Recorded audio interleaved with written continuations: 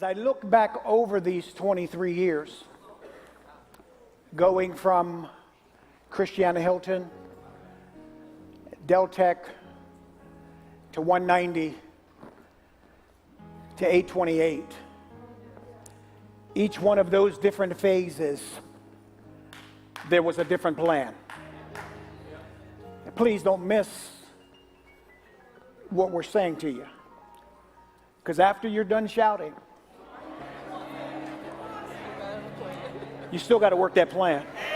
But I want to share something with you in regard to that plan, because there's a natural side to the plan and there's a spiritual side to the plan. The natural side, we had to do our due diligence. We had to spend money. We had to meet people we've never met before. We had to meet people who knew more than we knew.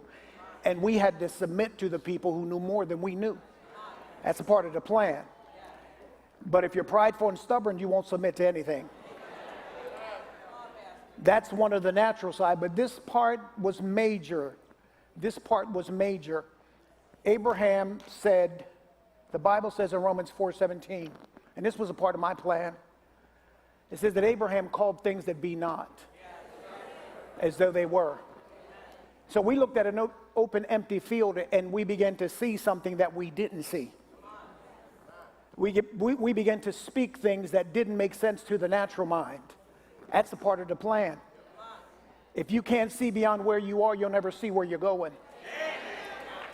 And I'm saying to you as a child of God, you can have your due diligence of a plan of what it's going to look like, but there's a spiritual component that you've got to factor in. If you can't get your mouth in line, you're never going to see what God has for you. The children of Israel never went into the promised land. It wasn't because of the giants. It's because they talked themselves out of it.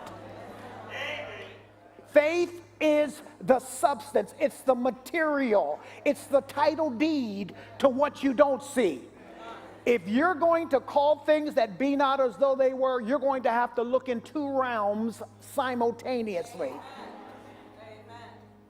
You're going to have to see the natural things that are telling you it's not going to happen, and see beyond that, and see in the spirit realm and see that it is going to happen. Each step is a different phase of God giving us more, but we've got to use our faith to speak it. Faith speaks of non-existing things. There are things right now you would say, I don't have. It doesn't exist. But faith speaks as if it does exist. And if you don't have the discipline to control your mouth when you speak, you're not going to see it. That's a part of the plan that you've got to get. You've got to look at a barren woman and call her pregnant. You've got to look at an empty wallet and call it filled. You've got to look at your bills and call them paid. And then be a steward over what God has called you to do. Can somebody lift their hands and give God praise and thanksgiving?